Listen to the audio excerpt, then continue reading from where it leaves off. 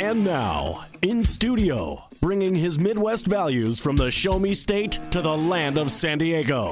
He's a triple threat, licensed as an attorney, mortgage broker, and a top producing realtor who's crushing the competition. Here to deliver you what's happening in the trenches of the market. Your host, Michael Gaddis. Welcome back to the Michael Gaddis Show on AM 1170 The Answer. I am your host, Michael Gaddis at michaelgaddis.com. We're going to continue our discussion with Robert Kenyon of firstcabin.com. And the one thing I wanted to say, I want to bring up a point that Robert mentioned really quickly as we were ending our last segment. And he was like, you know, when you do these types of travel, these are like once in a lifetime for most people's events. You want to do it right? I mean, you don't want to go to Costa Rica and find out it's the rainy season and that you can't do anything because you're down there. It is one of those things where I firmly believe, and you guys know this who've listened to the show before, that when you're going to do something, you go to a professional that knows. You know, if you want to get your taxes done, don't go down to the mall and have your taxes done. Go to somebody who knows. And the same thing goes with travel. If you're going to travel somewhere, you need to go to someone who knows, who's familiar with it, who can make your experience the best it could possibly be, because you're spending a lot of money to go across the world.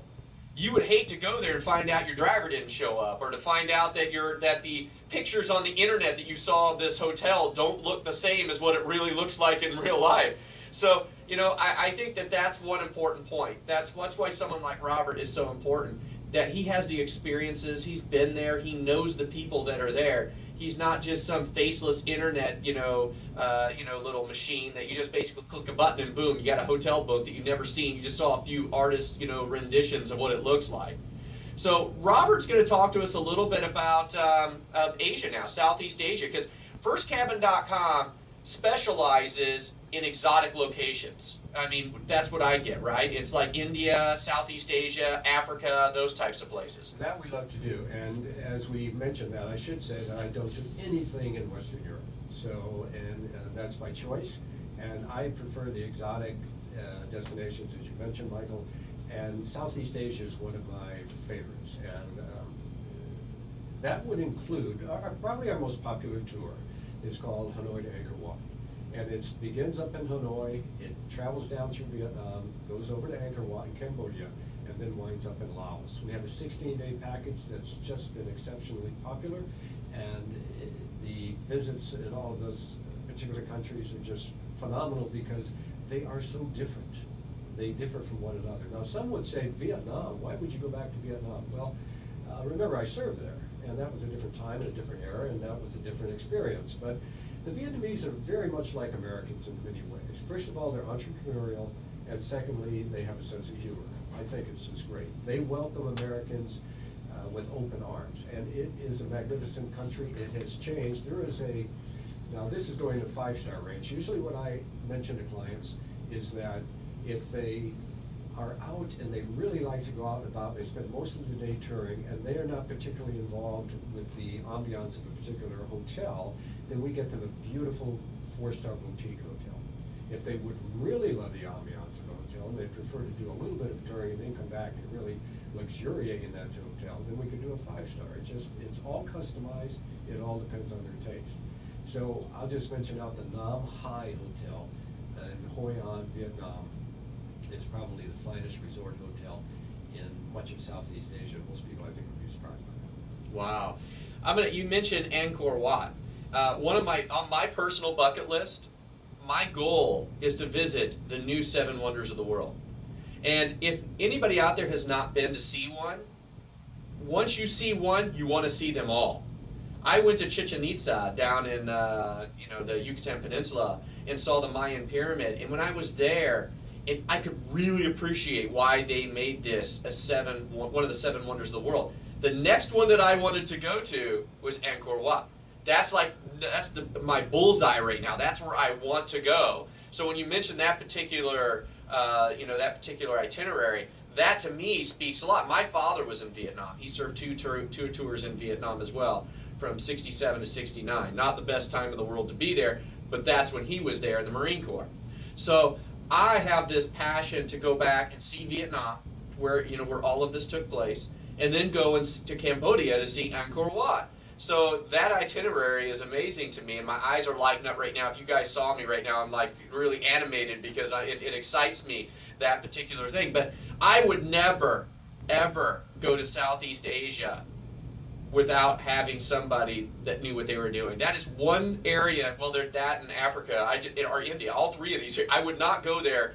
It's not like Western Europe where you can trust it a little, it's more Americanized, Western influences there. I mean, you're going to exotic locations, and unless you have knowledge of not just the climates and the people and how to move and go through that, I mean, you have to have that experience, and you have all of that.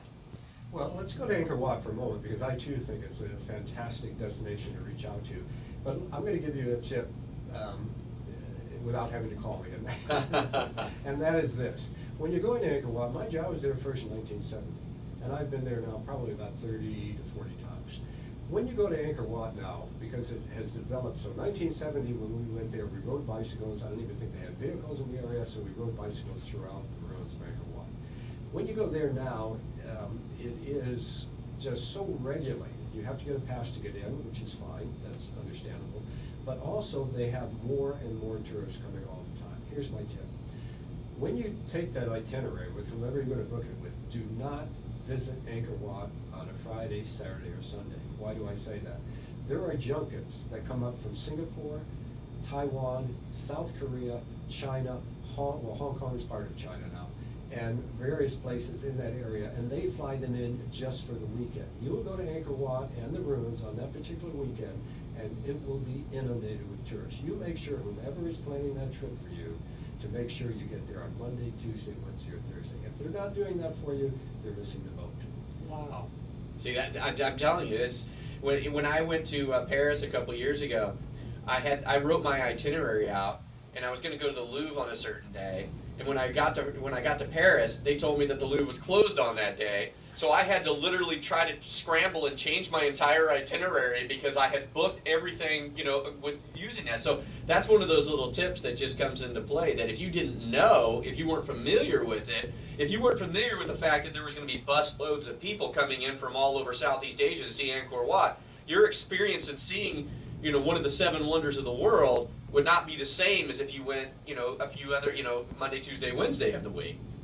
Well, there are many, many other little hints about that, and even into Ankor Wat that I won't necessarily allude to, but I can tell you, when you get there on that weekend, you'll be in tears, because it will not meet the expectations at the same level that it could have been had you been there on the right day. Well, what are some of the other places in Southeast Asia that are really, kind of... Well, and that's a great question, because let's talk about Laos, as they say, Lao.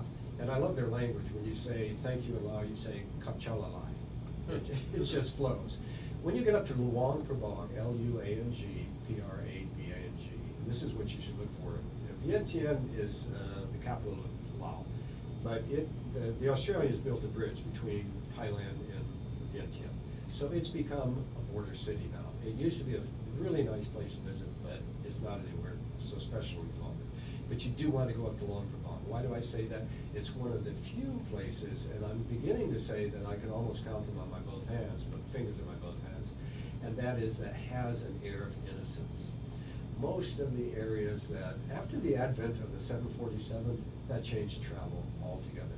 It used to be that you either had to go by ship, or you had to go by small aircraft and make these little tunnel stops to get there. Now with the advent of the 747, years ago now, but it brought hundreds of tourists into the areas. And so many of the areas that we go to today are not the same as they once were. Myanmar, used to be called Burma, is another.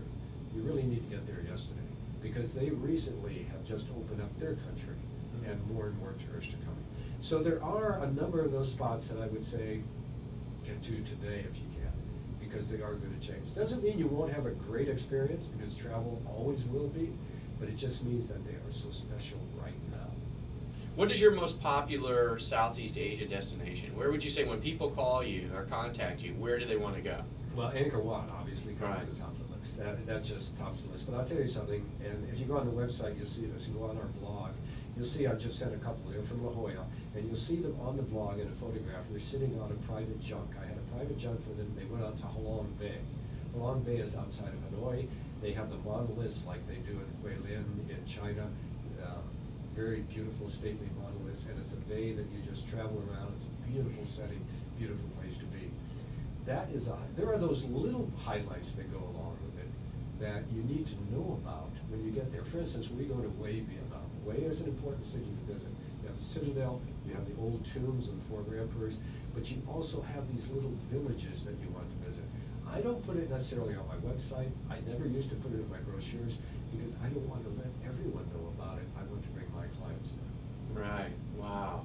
So what about Thailand? Do you have any experience in Thailand? Thailand is great. We do send, when folks go over to Southeast Asia, you want to consider you're making a long trip and going to the Pacific.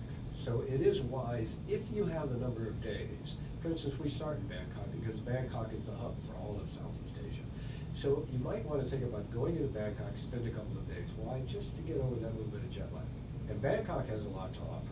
You could also, if you chose, go up to Phuket, which is right on the coast, magnificent beaches. You could go to Chiang Rai, you can go to Chiang Mai. Those are all fantastic. But if you just went in for a couple of days to Bangkok, I can put you on what they call a longboat, which is like a sampan with a very long tail motorized propeller. And you would go through what they call the klongs, or the backwaters of Bangkok. And I could take you within 20 minutes, and you'd be 100 years back in time in the city of Bangkok. Wow. Fantastic journey. Well, and we're going to go to break in a second, but before we go to break, there's one thing I want to mention to people. I hear so many people say that we'll travel when we retire. We'll travel when we get older. My advice to you is don't wait. You never know what's going to happen. I know a person who she was an elderly lady. She was in her 70s. She said that my husband and I always planned that after we retired, we were going to go travel the world. She goes, my husband died when he was 58, and she said, and I developed such a bad case of diabetes, I didn't feel comfortable traveling. And so she lost out on the opportunity that she might have otherwise had. So if you're thinking now, well, I'm going to wait to travel, please don't do that.